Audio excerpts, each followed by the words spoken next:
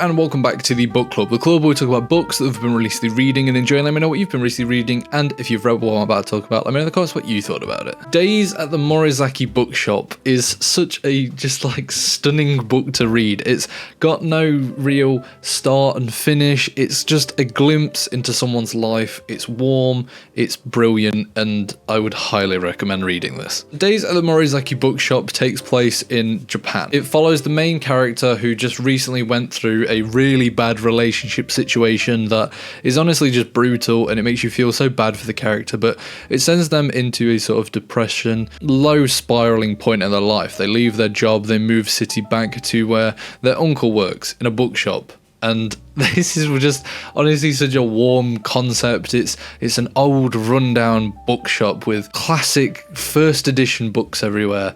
The owner loves about reading and everything, and just that concept grasped me straight away. And I always love sort of the Japanese literature and way of talking that's so not necessarily simple, but it's just life. It's just talking about life and experiences, and I really enjoyed my time with this book. It was just a glimpse into someone's life. It had no real resolution at the end. While we do get sort of the progression of their character, it's not necessarily a rounded off ending. It's just, this is where the story ends, and they go on to live their life, and it's just a snapshot into this period of their life. For me, as someone who's in their 20s, this book really sort of meant quite a lot. It talks about, the struggles with relationships and work, and just that point of life of just everyone being everywhere, and it just being quite a lot to deal with. The magic of finding joy in books and in reading was just such a pleasure to read about. The main character is struggling so much, and they find joy in reading, and it brings them out a little bit more, and it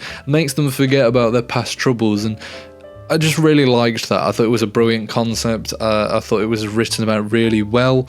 It wasn't in a sort of forced way that it just suddenly seemed overnight that they changed. It was progressive. It was just nice to read about. They didn't want to leave the bookshop. They wanted to stay there and sort of get defeated and down about everything, but go to the local coffee shop, see the people that you'll meet, read some books, just enjoy life, take fresh air, go for a walk, just do all these things. And it was just such a brilliantly written story, and a brilliant snapshot of someone struggling with mental health issues and depression and stuff. So honestly, I really, really loved this book. I loved the first half a little bit more than the second half. It's split into two. The second half is sort of the main character has resolved everything, but they go back to the bookshop and they meet a wife of the bookshop's owner who came back after disappearing for like 3 years, and we follow that journey. And it's a little bit different, it's a little bit random.